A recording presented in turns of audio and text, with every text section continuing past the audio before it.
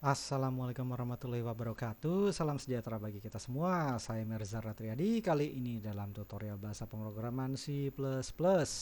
Di kesempatan kali ini saya akan melanjutkan mengenai constructor dan destructor. Kalau di pertemuan sebelumnya kita udah bahas mengenai constructor yang tanpa parameter, kemudian constructor dengan parameter, dan pastinya beserta destructornya. Oke, sekarang kita akan membahas mengenai constructor overloading. Constructor overloading itu artinya gini. Hmm, Oke, di sini nggak ada contohnya ya, nggak ada ininya. Tapi gini deh, constructor overloading itu mana sih code blocks-nya? Ini. Oke, constructor overloading itu sama kayak function. Kalau function itu kan ada yang sifatnya overload. Pernah lihat kan di pertemuan sebelumnya, function overload itu function yang namanya sama, cuman kegunaannya bisa berbeda-beda. Nah, construction juga seperti itu, karena dia construction adalah function juga, function yang sifatnya spesial, yang merupakan member dari sebuah class. Constructor itu bisa lebih dari satu, bahkan dengan nama yang sama. Contohnya gini. Oke, ini saya masih ada contoh dari yang sebelumnya. Oke, saya ganti deh kelas kotak aja. Kembali ke kelas kotak. Ini saya refactor, ini saya hapus dulu.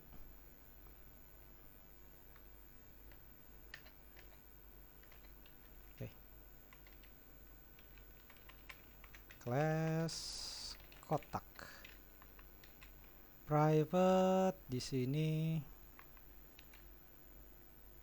saya pakai public apa private ya enaknya buat nyontohin. Public aja deh. Ini saya hapus. Public, saya bikin sebuah kelas kotak dulu. Seperti biasa, panjang, ada panjang.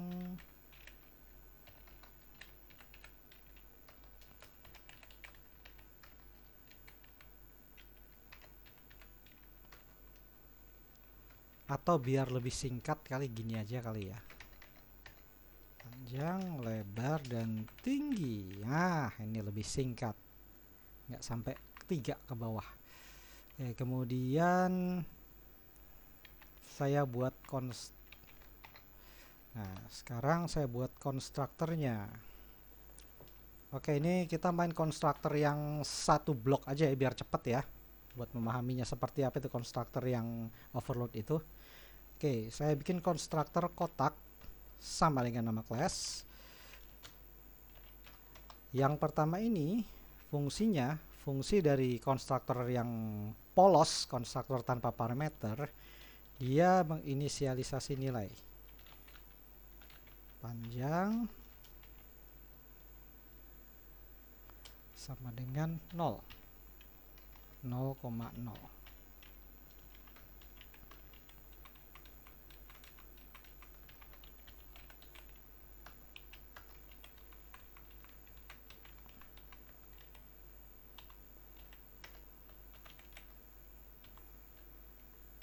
Oh, ininya kurang titik koma.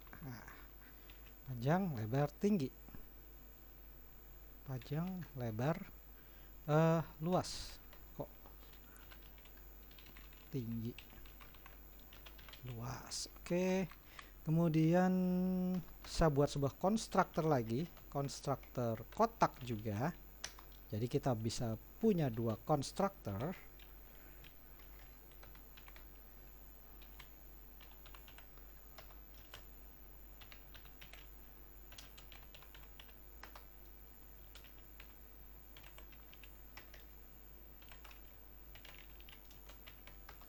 Fungsi dari konstruktor yang ini meng-assign nilai panjang sama dengan PJG,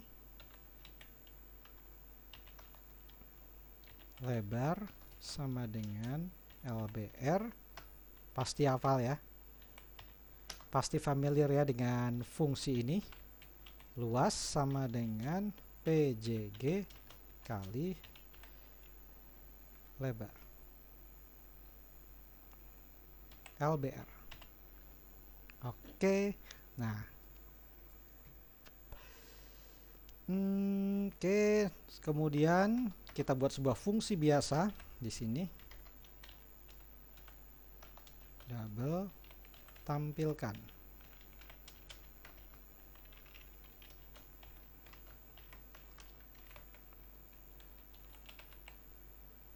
Return luas. Oke, fungsi tampilkan ini hanya mengembalikan nilai luas, yang di hasil panjang kali lebar. Oke, sekarang di bagian main ini hapus saja. Oke, kita buat sebuah objek dari kelas kotak, namanya kotak 1. Kotak 1 ada parameter 4 dan 5. Kemudian kotak 2. Kotak 2. Oke, di sini saya buat dua buah objek, kotak 1 dan kotak 2. Bedanya apa? Jadi gini, di sini ada dua buah konstruktor kotak tanpa parameter dan konstruktor yang dengan parameter. Kotak 1 ini isi yang ada parameternya ini akan mengembalikan sebuah nilai nanti. Kemudian kotak 2 ini nggak ada apa-apanya, kosong, melompong. Ini contoh yang simpel banget, yang sederhana. Nah, sekarang saya cetak nilainya.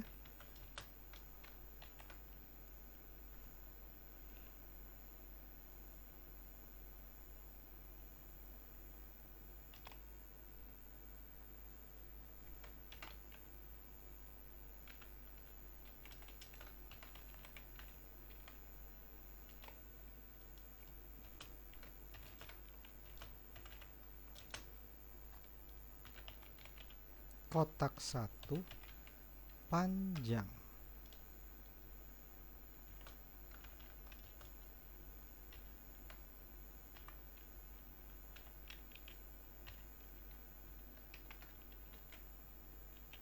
Oke, kemudian kotak 1 lebar.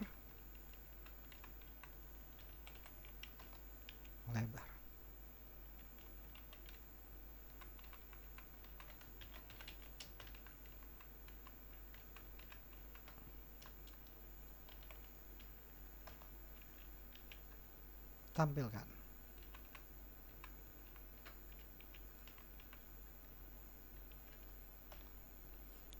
Kemudian untuk kotak 2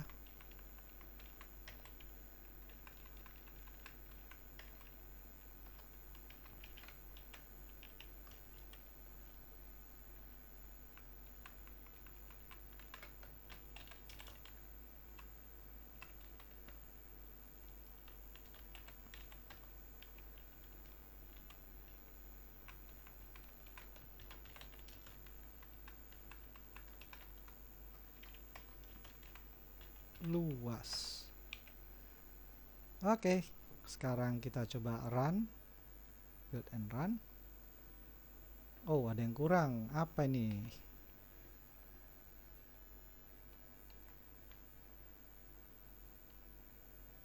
Luas kotak 1. Kotak 1 tampilkan. Oh iya ya, dia function. Ini juga sama. Oke, build and run lagi. Oh, tampilkan. Oke, sip.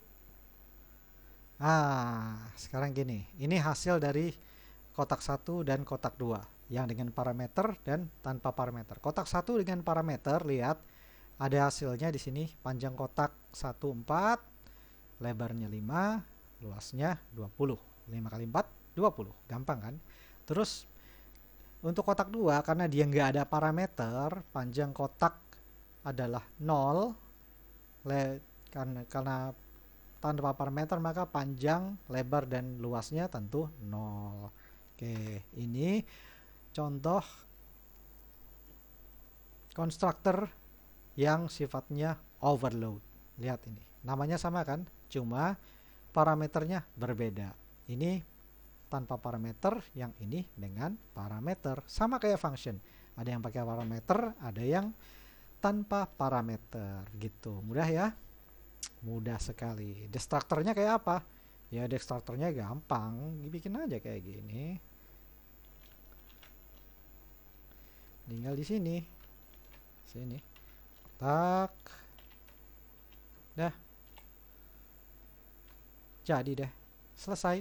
Itu doang, gampang ya, gampang sekali. Oke, Anda mau screenshot silakan, saya kasih kesempatan. Silakan screenshot, silakan di pause, kemudian screenshot, kemudian Anda ketik kodenya di code blocks. Oke, sudah, lanjut. Silakan di pause, kemudian screenshot. Sudah? Oke, kalau sudah, sekarang kita sudah belajar mengenai konstruktor overloading beserta destruktornya. Kemudian selanjutnya copy constructor. Nah ini gimana itu copy constructor? Konsepnya seperti apa? Oke, begini.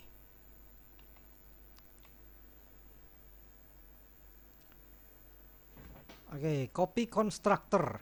Copy constructor itu sebenarnya sebuah konstruktor yang membuat sebuah objek, kemudian dijalankan, diinisialisasi, yang fungsinya mengcopy isi dari sebuah objek ke objek yang lain. Jadi misalnya kita buat sebuah objek, kita buat dua buah objek kayak di sini. Kita kan bikin dua buah objek nih, kotak 1 sama kotak 2. Kita ingin kotak 1 ini pindah ke isinya nih, kontennya pindah ke kotak 2. Kita gunakan metode atau cara yaitu copy constructor. Jadi apa tuh ya intinya seperti itu. Singkatnya ya, copy constructor itu mengcopy sebuah objek ke objek yang lain, tapi yang tipenya sama, same type ya. Terus dia sifatnya mengcopy objek ini sifatnya kayak pass by reference, sama kayak pass by reference yang di function. Anda pernah ikuti kan yang pass by reference itu, yang saat waktu bagian function, saya lupa video keberapa itu, di pertemuan keberapa saya lupa, itu membahas tentang function pass by reference. Persis kayak begitu, sama. Kita akan menggunakan tanda dan nanti atau tanda ampersand. Oke, supaya gampang prakteknya, nah ini contoh potongannya kayak begini ya. Buat nama kelasnya, terus gunakan kata kunci const, dia konstanta, tahu kan konstanta itu nilai tetap yang nggak bisa diganggu gugat. Terus nama kelasnya sama, kemudian bikin variabel apa saja, namanya apa saja, silahkan. Kalau ini contohnya obj tapi kasih tanda dan sini ampersand, lihat kan sini tanda dan. Nah, baru nanti isinya diproses gitu. Oke, biar gampang kita langsung praktek aja ya di code blocks. Oke, saya hapus dulu ini. Oke, terus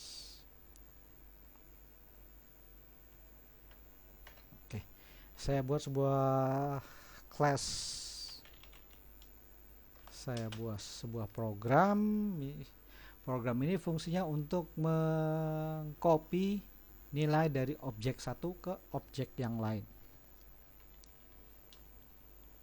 Namanya 2 nilai, ngarang aja. Class 2 nilai. Oke, kemudian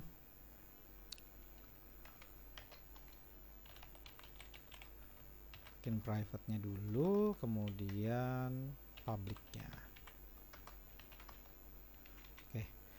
Untuk nilai private apa ya? Dua nilai itu X dan Y aja deh. X integer X dan Y. Kemudian publicnya saya bikin, saya bikin sebuah constructor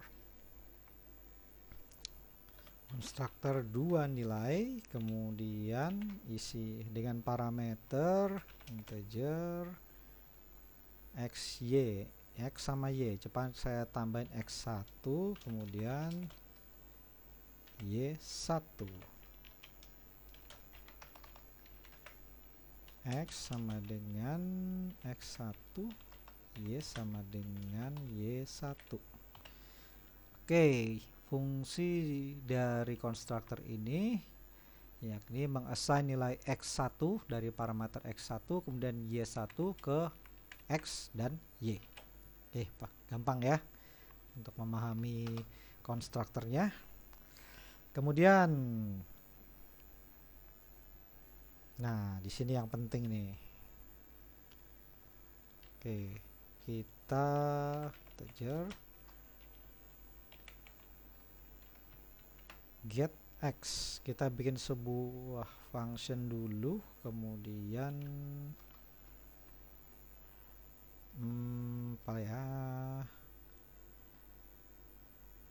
Oke. Saya kebiasaan bikinnya belakangan bodinya. Yang penting bikin functionnya dulu. Get X, kemudian get Y. Baru deh kemudian bodinya.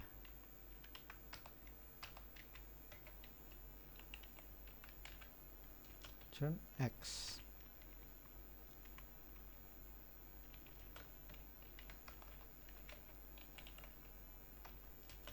Turn Y. Oke, kemudian public dua nilai udah, kemudian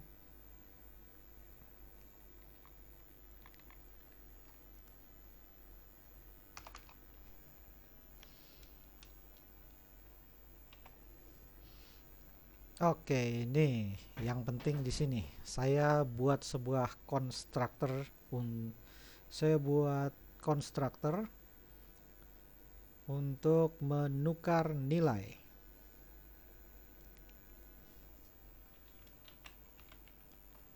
Konstruktornya sama, kita main constructor overload di sini.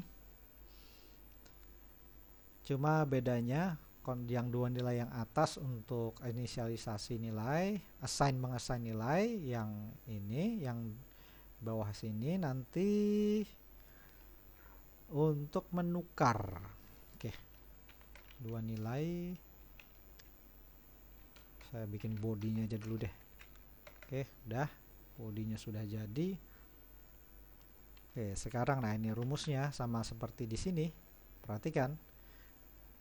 Mau saya aneh. Oke, nama kelas, ingat konstanta, terus nama kelas lagi, terus parameter objek. Parameter variabel objeknya. Dua nilai konstanta, kemudian nama kelasnya lagi dua nilai, kemudian nama variabelnya dengan tanda dan, misalnya obj deh, objek. Udah, namanya objek aja misalnya. Oke, terus di dalamnya parameter nilai X di sini, X sama dengan objek titik X, Y sama dengan objek titik Y.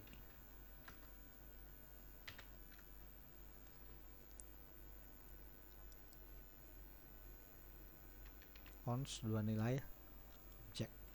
Oke.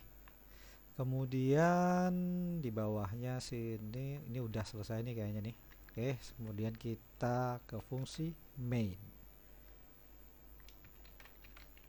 Dua nilai, saya bikin sebuah objek baru namanya objek 1. Oke, kita perhatikan di sini ya. Di sini konstruktornya dengan parameter. Saya membuat konstruktor dengan parameter. Nah, di sini berarti saya mau objek di sini apa itu, objek ini adalah sebuah objek dari dua nilai namanya objek 1. Saya harus kasih parameter juga. Misalnya nilainya berapa ya? 10 dan 11. Oke. Biar jelas gini deh. Inilah gunanya komentar, pentingnya komentar. Proses copy.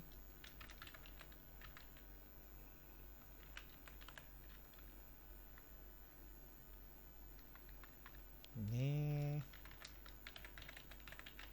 konstruktor biasa. Konstruktor biasa. Oke, kemudian saya bikin objek 2. Objek 2.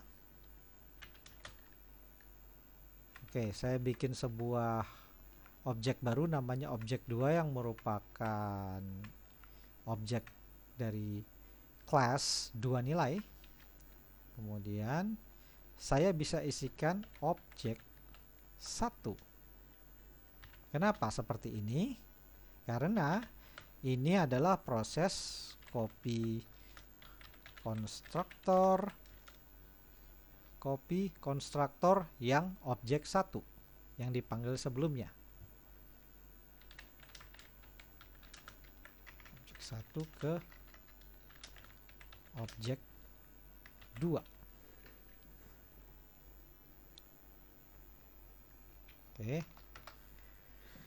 Oke, kita pahami dulu deh. Jadi ini simple, sebenarnya programnya simple. Cuman saya lama ngetiknya tadi. Oke. Jadi saya punya sebuah kelas namanya 2 nilai. Di dalamnya ada variabel X dan Y yang sifatnya private. Kemudian ada konstruktor yang sifatnya public. Dan 2 buah function yang sifatnya public juga. Ini ada 2 konstruktor. Konstruktor pertama 2 yang ini, yang atas, yang ada parameternya. Kemudian konstruktor kedua, nah ini yang penting nih, yang saya maksud dengan copy konstruktor. Jadi objek 2 ini akan berisi nilai dari objek 1, yakni nilai 10 ini. Objek 2 ini nggak ada nilainya, kosong, sebenarnya kosong. Kosong, nggak ada parameternya di sini. Nggak ada parameternya, tapi saya mau isi objek 2 ini dengan parameter yang sama di objek 1. Makanya objek 1 ini saya masukin ke objek 2. Supaya berhasil, maka saya buat sebuah konstruktor di sini yang fungsinya mengcopy dari isi dari objek 1 ke objek 2. Perhatikan di sini. 2 nilai, ini nama konstruktornya. Kemudian kuncinya di sini pakai const supaya nilainya tidak berubah-ubah sama sekali, konstanta. Ini rumusnya. Kemudian 2 nilai. Nah, ini biasanya kalau ini isinya kan integer atau double gitu ya. Nah, ini enggak, konstanta. 2 nilai ini ya, ini kelasnya ini sendiri. Jadi kelasnya ini kelasnya ini sendiri, atau gini deh bacanya yang biar gampang ya. Ada variabel objek yang jenisnya bukan pointer ini ya. ini reference jadi ada sebuah variabel yang sifatnya reference, tapi dia bertipe class, bertipe constructor class, dan sifatnya konstanta. Jadi objek ini akan berisi objek satu. Ini objek satu ini.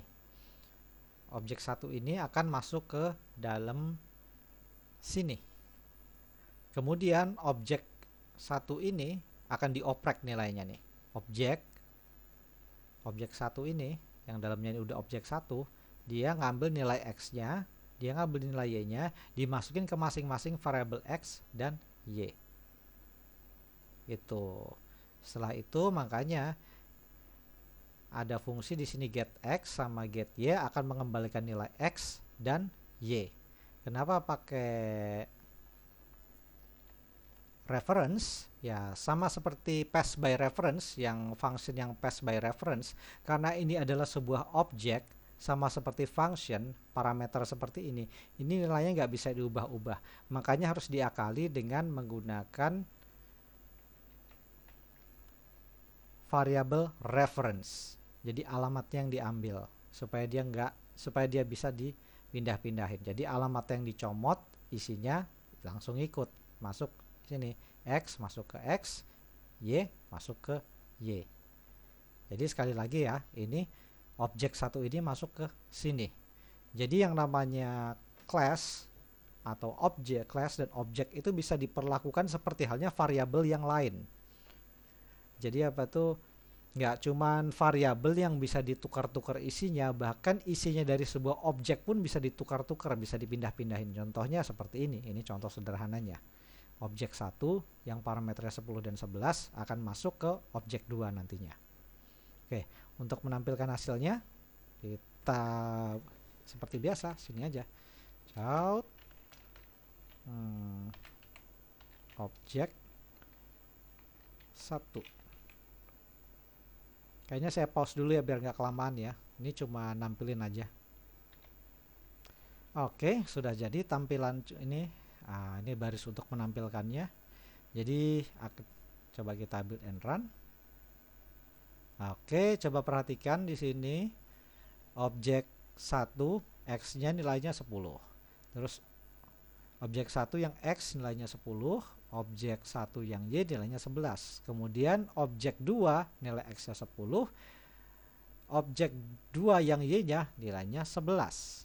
Jadi tadinya nih objek 2 nggak ada isinya, terus bisa diisi dengan cara mengcopy isi dari objek 1 dan objek 2. Begitu caranya. Oke, biar lebih paham kita lihat lagi ya, biar nggak bingung. Oke, kita bahas. Pertama, di sini ada 2 nilai. Ada class 2 nilai. Class 2 nilai ini membuat sebuah objek baru namanya objek 1 yang parameternya diisi dengan nilai 10 dan 11. Ini function yang berparameter. Jadi ini konstruktor yang berparameter si 2 nilai ini. Nah, ini x1 dan y1. Jadi nilai 10 masuk ke x1, nilai 11 masuk ke y1. Nah, masuk ke sini.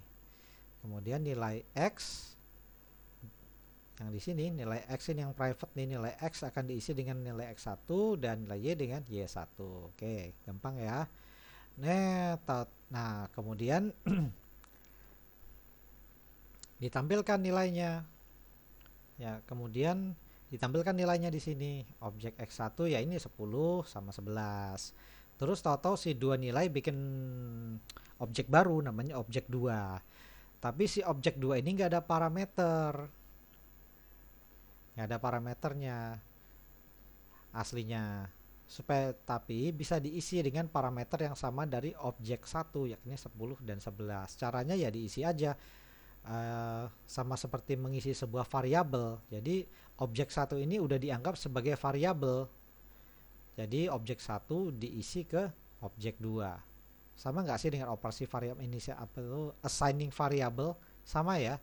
Cuma bedanya yang di assign ini bukan angka tapi sebuah objek yang dimasukin ke dalam sebuah objek. Biasanya kita kan nama variabel, ini angka. Tapi ini objek diisi ke dalam objek. Bisa seperti itu. Karena objek satunya diisi ke objek 2, nah, dia akan memproses ke sini. Nah, ini bagian sini. Si function yang bukan function ini apa tuh? Konstruktor yang ini sama aja sih. Function yang spesial.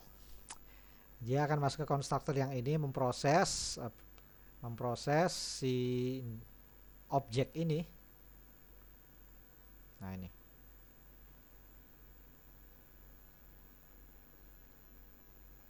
Objek ini diambil nilainya. Ya. Ini kadang agak ganggu. Oke, objek 1 masuk ke sini, terus diambil nilainya, x-nya berapa, y-nya berapa, terus dimasukin ke masing-masing. Objek x masukin ke x, objek y masukin ke y. Nah, terus baru dia diproses di sini. Kembalikan nilai x, kembalikan nilai y. Kembalikan x, kembalikan nilai y. Baru deh nanti ditampilkan di sini. Nah, ini objek 2, x-nya berapa, objek 2, y-nya berapa. Sama, jadi pas dikompil hasilnya seperti ini. Gimana? Gampang? Gampang ya. Ini kita udah main yang agak advance ini. Assigning udah bukan sekedar main assigning variabel, kita udah main ke objek, udah assigning objek diisi dengan objek. Udah luar biasa ini. Kalau kalian udah bisa paham seperti ini, kalian luar biasa. Bener, saya acungi jempol buat kalian. Oke, sekarang destruktornya gimana kalau ini? Ya gampang, sama kayak tadi. Taruh aja di bawah sini. 2 nilai.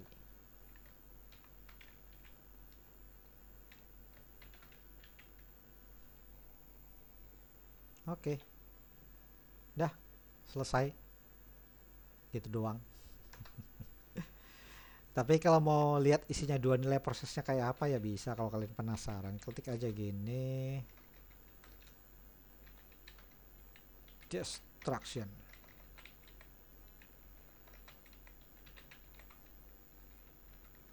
Destruction ini aja.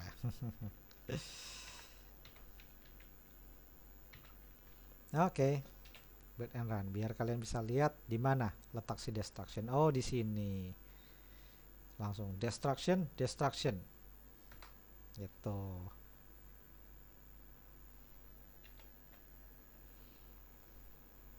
Oke, biar agak rapi sedikit ya. Ini kasih gini deh.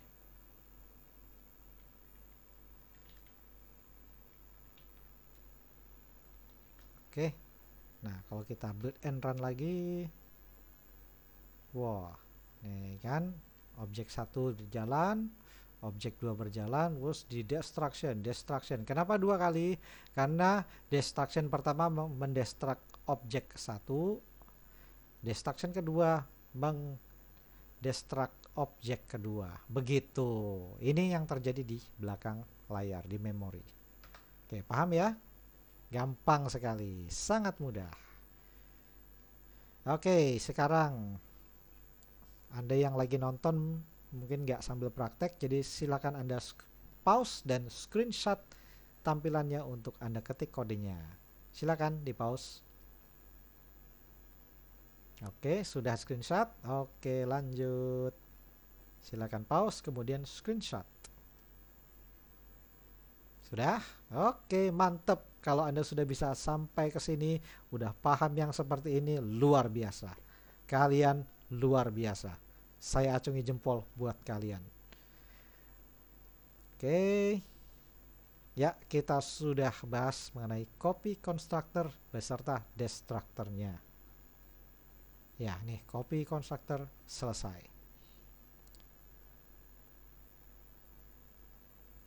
Oke. Congratulations buat kalian yang sudah bisa sampai sejauh ini. Kalian sangat luar biasa. Sekali lagi benar-benar luar biasa. Bisa paham sampai ke materi ini. Oke, Kayaknya bagian constructor destructor ini udah part kedua kayaknya terakhir. Oke, kayaknya kali ini dari saya cukup sekian. Mohon maaf apabila ada kekurangan. Semoga materi ini dapat berguna bagi Anda. Oh ya, jangan lupa subscribe ya kalau berkenan.